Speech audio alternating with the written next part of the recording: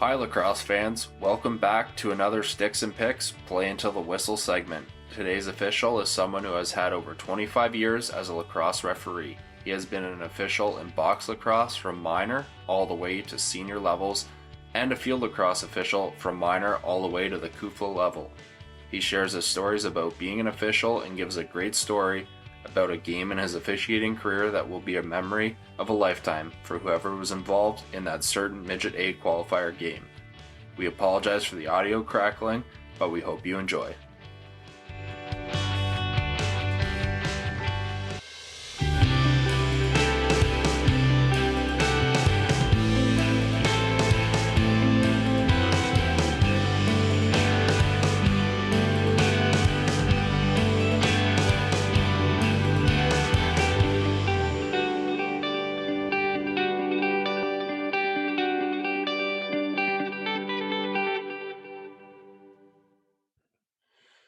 Welcome to the show, Ontario lacrosse official Neil Macdonald. Hi, Will. Thanks for having me. Thanks for coming on. Really appreciate you coming on here to kind of talk about your experiences as a lacrosse official and kind of hear your story and how lacrosse is going for you today. Can you kind of tell us and the lacrosse fans the reasons why you became a lacrosse official? I started off when I was 14 years old. It was my first ever job, like a lot of guys.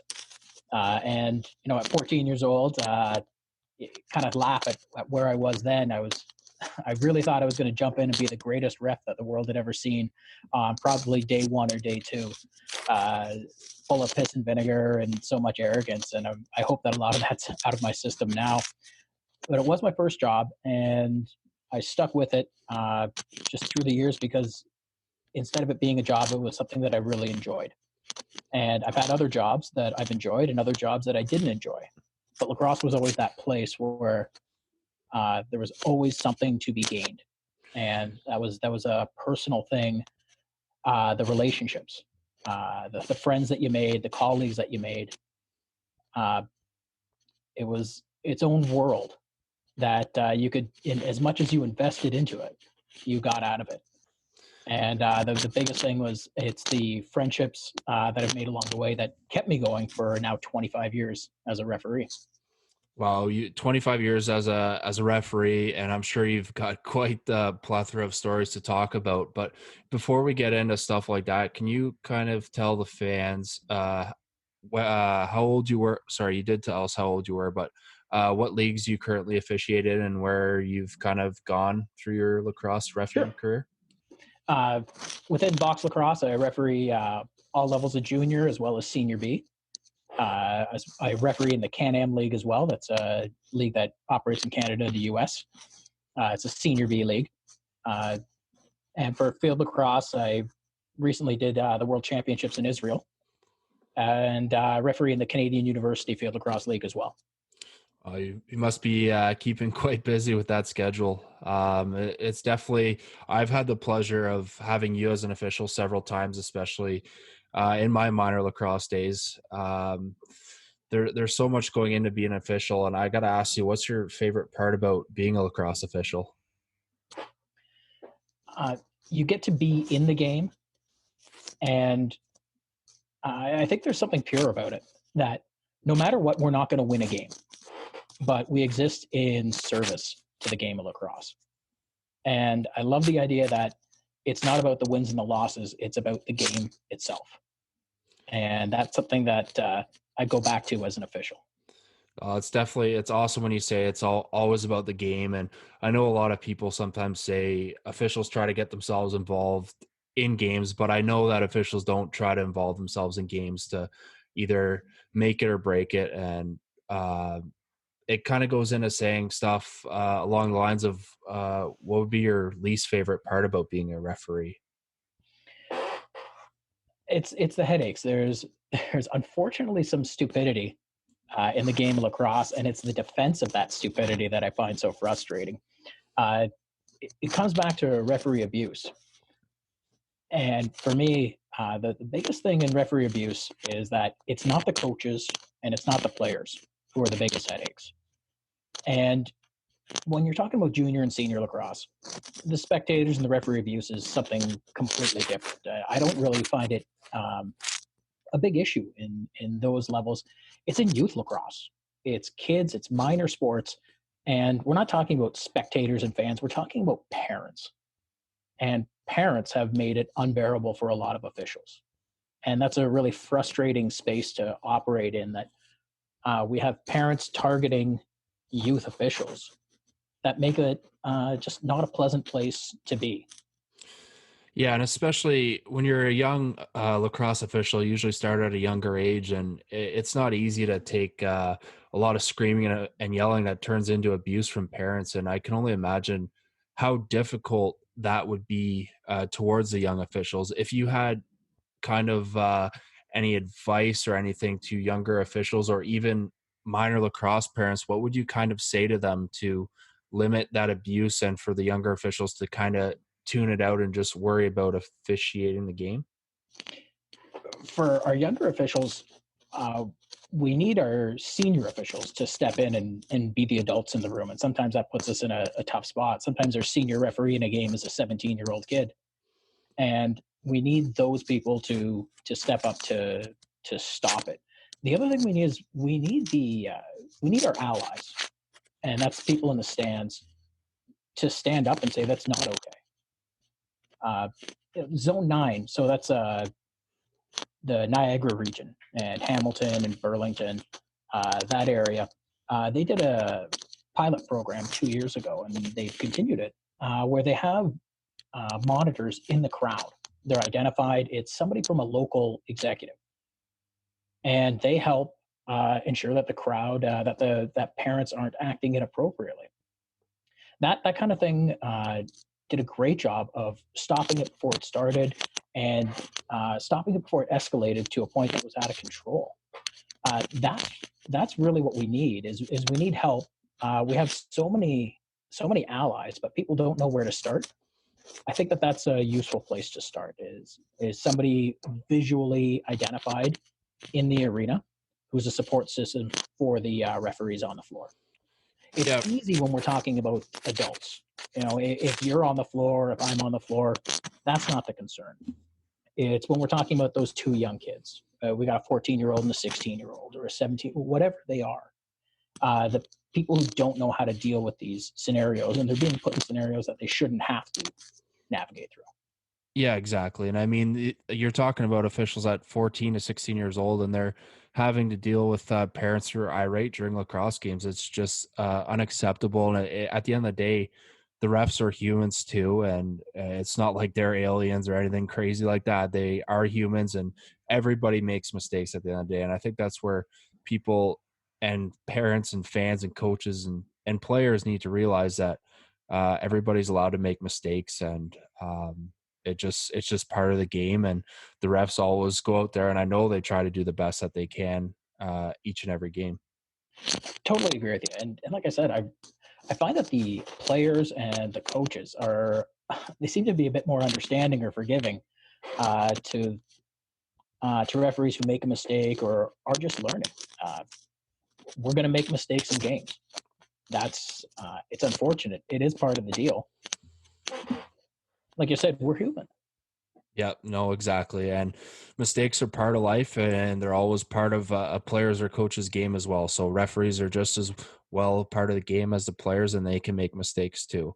I'm going to ask you a couple kind of fun questions here. In all the arenas that you've officiated in, is there a favorite arena that you've had? And if so, why? There's a couple that come to mind. I've refereed a few games in Gaylord Palace Arena in Six Nations, and the seating's all the way around the rink, so it keeps the noise in a very real and enjoyable way. It brings an intensity to the game. That's a very fun arena to referee a highly skilled, very physical game. Logan Field, it's a Can-Am arena, not arena, it's a Can-Am facility. It's an outdoor box. And playing at night under the stars, the lights, what an experience that is. It's unlike anything else. Chain link fence instead of glass. You hear everything, and what an amazing environment to be in a well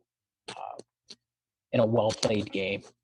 Physical, tough, great goals, great goaltending, and the crowd lets you know exactly what they think at all times in that place. And I have had a lot of real positive experiences there. That's certainly, I've never personally been to that place, but I've definitely heard about it a few times. And my only question as being an official, you're so close to the game. If there's a shot on net ever, like, are you kind of looking to see where the ball is going off that chain link fence? uh, Sometimes, because it's not the same true bounce that you're used to. It's a little bit more of a dead bounce. So I don't have to worry about my safety, but sometimes I really don't know where it's going, and you got to find that quick because the job's not going to stop. Yeah, exactly. Your job never stops during a lacrosse game as official. That's for sure. I'm gonna go into your least favorite arena to officiate in, and why. Um, Burlington Central is just a sweat box, and it seems like no matter what time of year it is, that place is a really, really hot arena that doesn't breathe well. That one jumps out at me as a place where it's like, oh man, we're gonna sweat tonight. So you're the second official that I've had on, and Shane Withers was the first one. He mentioned Brampton being his least favorite because of the heat. Is for fans listening, is Brampton and Burlington, are they similar with the heat, or are they just two different for you? Very much so. Yeah, it's those facilities. The airflow just doesn't move very well through them, I guess. And they both have other things that make them great places to watch a game. The history at Brampton Memorial, it's unlike anything else out there. Oh yeah, for sure. Like I talked about the Brampton Memorial and Shane, there's so much history in those arenas, and I'm sure traveling around as an official to several different historical buildings around the province is also probably a cool part of your job that not a lot of fans realize, where you get to travel into buildings that have so much history inside of them. It really is an interesting part of the job. Last year there was an intermediate tournament in Cambridge, and they used the Galt Arena, and that's been open since the 1920s. They have that old 20-foot painting of the Queen back when she was a young lady. The old wooden benches. Again, there's something unique about those facilities that brings something special to the game, and it's something we can always look back on, when we don't have lacrosse like right now, and say like, hey, that's going to stand out. Yeah, definitely. And especially during these tough times, you can always have time to reflect on those good memories. You talked a little bit earlier about making friendships through officials in the game. Have you had a favorite partner to officiate a game with over your 25-year lacrosse officiating career? Yeah, there's a couple guys who jump out, but a couple guys who deserve some real special mention for me. Anytime that I would get a game with a guy like a Mark Gardonio, you just know that you're going to come away with that game. You're going to come away with something that you didn't have before. He has so much knowledge, and he's such a great teacher about the game of lacrosse, the refereeing of lacrosse. Any chance you get to just soak it in from him. Some of those senior guys, Bill Fox, Chico Williams, you gain so much from all of the experience that they've had. And like I said, they do such a great job of teaching and sharing that knowledge. A guy that I've done a lot of field with that I love working with is Sean Grenier. Just so good, so smooth, an amazing guy to work a game with because he's so supportive. You see how good of a teammate he is when you work with Sean. He's a guy who jumps out at me. Oh, that's awesome. I think, especially reffing with a partner, I think anytime you're in a tough situation, working with your teammate is usually the best situation to help get each other through difficult times. So going along with the partner type questions, I'm going to ask you, which official has had the best sense of humor that you've ever worked a game with? Matt Garrison, that guy makes me laugh. No matter what's happening, that guy is able to cut through the noise and get the job done and say something that just makes your day better. And he's able. It's such an incredible skill. He's able to do that without sacrificing quality at any point. He's consistently excellent, and then you just leave feeling better about yourself. A young guy that I work with a little bit now, Peter DeBrone. That guy's sense of humor on the floor is the one where you laugh and then someone's, oh, what was so funny? Oh, there's no way I could possibly tell you what was just said. Peter DeBrone is my shout out for a funny guy to work with. Oh, that's awesome. And just for our fans who are listening, Matt Garrison is actually the younger brother, I believe, of Ian Garrison, who's a crew chief in the National Lacrosse League right now. So I was lucky to have both of them growing up as well. And for sure, having a good sense of humor and kind of taking a little bit of stress off you during games and stuff like that is always a little easier for officials as well, I think, personally. So for sure. And again, the opportunity to learn from Ian or Matt is something that you go in and you just know you want to talk less and listen more because you're going to get good. Yeah, exactly. It's probably a lot of fun to be an official and a partner with a lot of those experienced officials. We're going to go into the funniest thing a player or coach has ever said to you during a game from what you can remember. All right. So in one game, it was a red team and it versus a blue team. And the game goes, and it was a pretty one-sided game. And just, start of the third period, the coach calls over and says, it's a good thing they're not wearing green. Otherwise, you would have missed the whole game. And it took a while to register, but that one is going to stay with me forever. I howled later because it was my partner didn't get it. So there was it was that chirp, but you had to work for it. The other one that comes to mind, I was refereeing. It was a junior B game, and it was starting to get a little bit heated.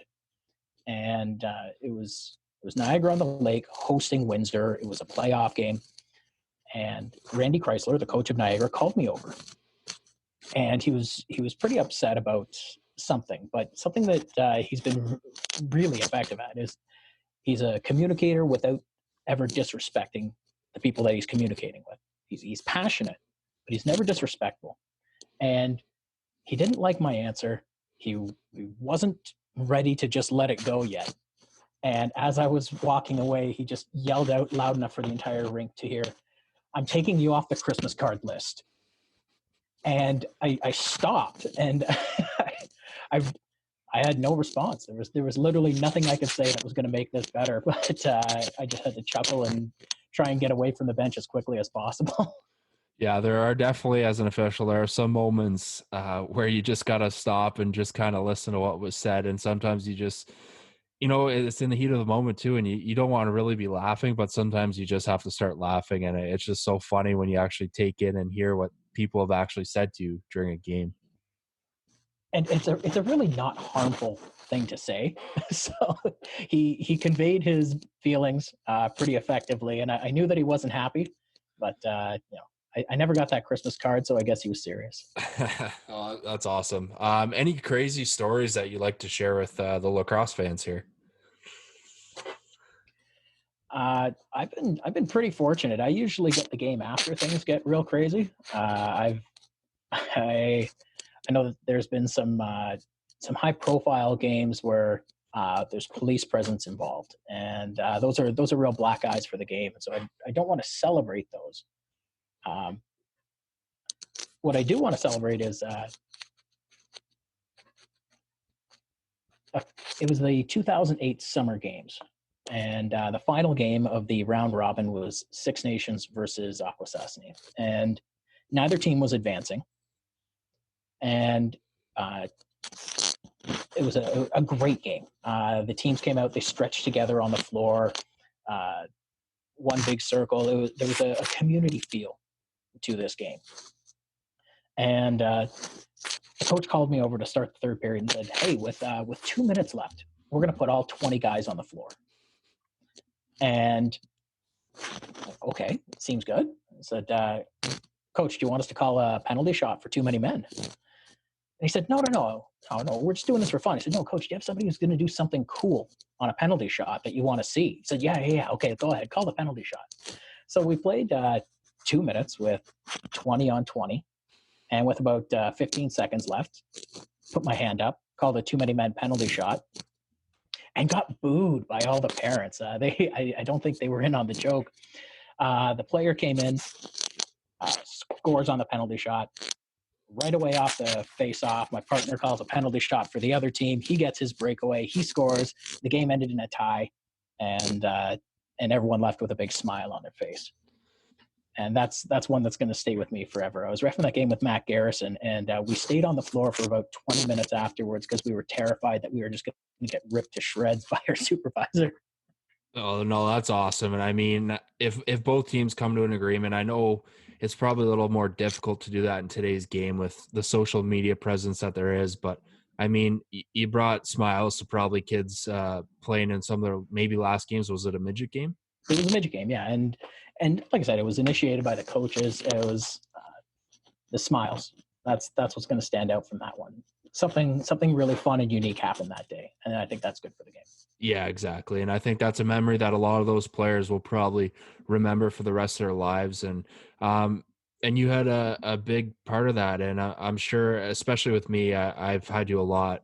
Like I said before, as a minor player, I had you a lot. And, just your calm demeanor out there. And when things got heated, you always remain calm. And I've always respected that about you. And I appreciate what you've done for the game of lacrosse, especially with the minor officials, and especially most recently in the A qualifiers when you're evaluating referees. Can you kind of talk to fans on what you do with evaluating the officials and kind of what your role is as a supervisor with those younger officials? Sure. So the Provincial A qualifiers are the first round of provincials for the top 16 teams in the province to try and make those final 6 spots for the provincial championships. And we use that opportunity to train referees and determine who's going to get promoted to refereeing in junior lacrosse. My role is, as a supervisor there, is to try and get these officials ready to transition from minor lacrosse to junior lacrosse, training them to be effective minor referees, but also training them to referee junior lacrosse, which is going to be real different. The character of the game, the flow of the game. Junior lacrosse is different than minor lacrosse, and we have to prepare referees for that. So one of the things that we look for right off the hop is what's this person's willingness to receive feedback? If somebody who's not willing to learn, somebody who's not willing to listen, you're dead in the water. You will never get better. I'm constantly listening to guys. Every single good official listens to other officials. The other thing I look for is what's their work ethic like? Does this official get better throughout the game, or do they start to disappear? If you have a strong first period, what's that look like in the second period? And does this official have the courage to make those tough calls? Not every call is popular, but some of them are necessary. And the officials who have the willingness to do that in tough situations, even though they're unpopular, are the officials who can succeed at the next level. Yeah, for sure. I mean, there are times in games where it is a tight game, but there does need to be a call made. And I think learning at a younger age as an official, it definitely helps out. And if officials are willing to learn and accept feedback, I think everyone needs to be willing to accept feedback, even if it's from an official to a coach or a player to an official, whatever it may be. Accepting feedback and just kind of remaining respectful and all that kind of stuff at the end of the day, I think will benefit our game of lacrosse tremendously. Oh, totally agree. That referees can learn so much from coaches. It's, having that conversation at the right time. There's a real opportunity for officials to learn from players and coaches. And that's only going to make us better. The players know what's going on. Elite players, elite coaches, they know what's really happening. We have to make sure that we communicate with them at the right time so that we're delivering the best job that we possibly can. Yeah, and exactly. And at the end of the day, we talked about this again, but mistakes are part of the game, and officials are human too, and they make mistakes. So I really do appreciate you coming on here to talk to us, and we wish you continued success, and hopefully we'll be able to see you out on the cross floor here sooner rather than later. Thanks so much. Will. Really appreciate the opportunity, and thank you so much for taking on this project. Best of luck. Thank you. I appreciate it.